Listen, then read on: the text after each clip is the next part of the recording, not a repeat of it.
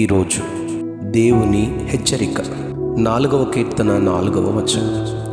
భయము నుండి పాపము చేయకుడి, భయము నుండి పాపము చేయకుడి.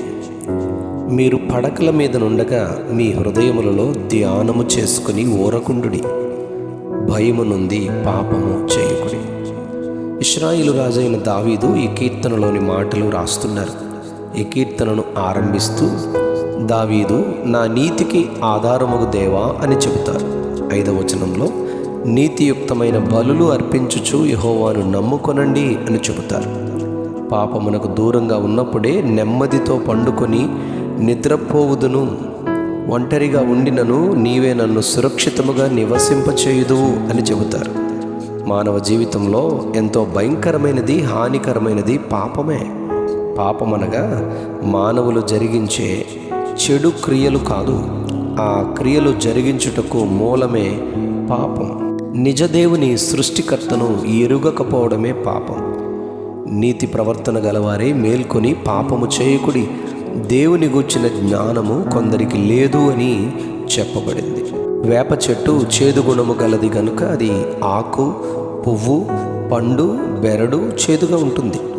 ఈ దిన ధ్యానవాక్యంలో దేవుడు భయము నుండి పాపము చేయకుడి అని చెప్పడానికి మొదటి కారణం యెషయా గ్రంథం 59వ అధ్యాయం 2వ వచనంలో పాపములు ఆయన ముఖమును మీకు మరుగు చేయును గనుక ఆయన ఆలకింపకున్నారు అని చెబుతారు.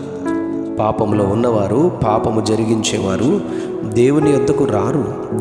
యోహాను సువార్త 3వ అధ్యాయం 20వ వచనంలో దుష్కార్యము చేయు ప్రతివాడు వెలుగును ద్వేషించును, తన క్రియలు దుష్క్రియలుగా కనబడకుండునట్లు, తన క్రియలు గద్దింపకుండునట్లు వెలుగునొద్దకు రాడు అని చెప్పబడింది. భయము నుండి పాపము చేయకుడి అని దేవుడు చెప్పడానికి గల రెండవ కారణం 109వ కీర్తన 15వ వచనంలో పాపము చేయువారి జ్ఞాపకము భూమి మీద నుండి కొట్టివేయబడినట్లు ఆ పాపములు నిత్యము ఆయన సన్నిధిని కనబడుతూనే ఉంటాయి అని రాయబడింది.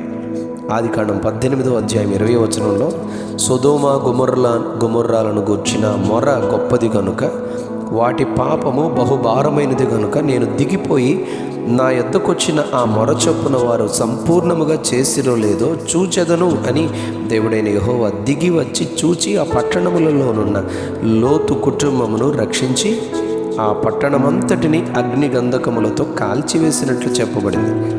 భయము నుండి పాపము చేయకుడి అని దేవుడు చెప్పడానికి గల మూడవ కారణం యాకోబు పత్రిక 5వ అధ్యాయం 15వ వచనంలో పాపము రోగగ్రస్తులు కావడానికి కారణమవుతుంది అని చెప్పబడింది. లూకా సువార్త 5వ అధ్యాయం 20వ వచనంలో నలుగురి చేత మోయింపబడి యేసు ప్రభు నొద్దకు తీసుకుని వెళ్ళబడిన పక్షవాయువు వ్యాధి చేత బాధపడుచున్న ఆ మనుష్యునికి కారణం అతని పాపమని యేసు చెప్పి అతని పాపమును ఆయన క్షమించినట్లు మనము గమనిస్తాం. అతడు స్వస్థత నుండి తన పరుపెత్తుకుని నడిచి వెళ్ళినట్లు చెప్పబడింది. భయము నుండి పాపము చేయకుడి అని దేవుడు చెప్పడానికి గల 4వ కారణం రోమాపత్రిక 3వ అధ్యాయం 23వ వచనంలో పాపము వలన వచ్చు జీతం మరణము గనుక పాపమును విడిచిపెట్టాలి అని ప్రభు హెచ్చరిస్తున్నారు. యోహాను సువార్త 8వ అధ్యాయం 34వ వచనంలో పాపము చేయు ప్రతివాడు పాపమునకు దాసుడు అని ప్రభు చెబుతారు. భయము నుండి పాపము చేయకుడి అని దేవుడు చెప్పడానికి గల 5వ కారణం 5వ కీర్తన 5వ వచనంలో పాపము చేయువారు ఆయనకు అసహ్యులైపోతారు అని చెప్పబడింది. సంఖ్యాకాండం 32వ అధ్యాయం 23వ వచనంలో మీ పాపము మిమ్మను పట్టుకొనును అని ప్రభు చెప్పారు. నిర్గమకాండం 20వ అధ్యాయం 20వ వచనంలో ఇశ్రాయేలు ప్రజలకు కనబడిన దేవునిని బట్టి వారు భయపడుచుండగా మోషే వారితో ఇలా అంటారు, మీరు భయపడకుడి, మిమ్ము పరీక్షించుటకును మీరు పాపము చేయకుండానట్లును ఆయన భయము మీకు కలుగుటకును దేవుడు ఏం చేశారు మీకు కనబడ్డారని ప్రజలతో చెప్తారు. భయము నుండి పాపము చేయకుడి అని దేవుడు చెప్పడానికి 6వ కారణం దానియేలు గ్రంథం 9వ అధ్యాయం 20వ వచనం ప్రకారం పాపము చేసిన వారు బానిసలుగా మారిపోతారు, బానిస బ్రతుకులోనికి దిగజారిపోతారు, వెట్టి చాకరీ చేస్తారు.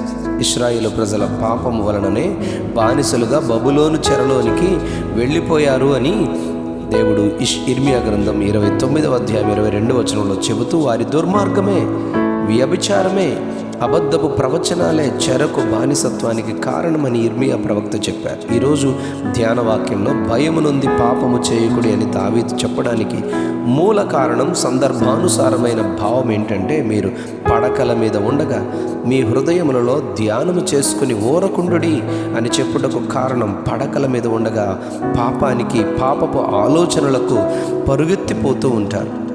పరిగెత్తి పడక మీదకి వెళ్ళే పరిస్థితిలో హృదయంలో ధ్యానం చేయాలి. అది పాపము చేయకుండాటకు హృదయంలో ధ్యానించిన వాక్యం ఉండాలి అని 119వ కీర్తన 11వ వచనంలో చెప్పబడింది. యోహాను మొదటి పత్రిక 3వ అధ్యాయం 6వ వచనంలో, ఆయన యందు నిలిచి ఉండువాడెవడును పాపము చేయడు, పాపము చేయువాడెవడును ఆయనను చూడను లేదు, ఎరుగను లేదు అని చెప్పారు. మొదటి యోహాను 5వ అధ్యాయం 17వ వచనంలో, దేవుని మూలముగా పుట్టి ఉన్నవాడెవడును పాపము చేయుడు, దేవుని మూలముగా పుట్టినవాడు తన్ను భద్రము చేసుకొనును గనుక దుష్టుడు ముట్టడు అని రాయబడింది.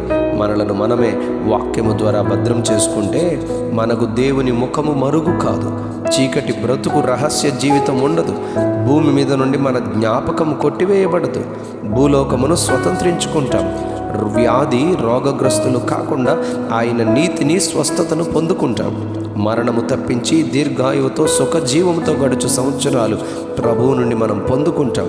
ఆయనకు అసహ్యము కాక ఆయనకిష్టులుగా జీవిస్తే పొందే ఆశీర్వాదం, దీవెన పొందుకుంటాం. బానిస బ్రతుకు కాక దర్జాగా రాజాలుగా, అధికారులుగా, ధైర్యంగా భూమి మీద జీవిస్తాం. కనుకనే దేవుడు భయము నుండి పాపము చేయకుడి అని హెచ్చరించారు. అట్టి ధన్యత మనమును పొందుకుందుముగాక. Amen, amen, amen. భయము నుండి పాపము చేయకుడి, భయము నుండి పాపము చేయకుడి. ఆమెన్.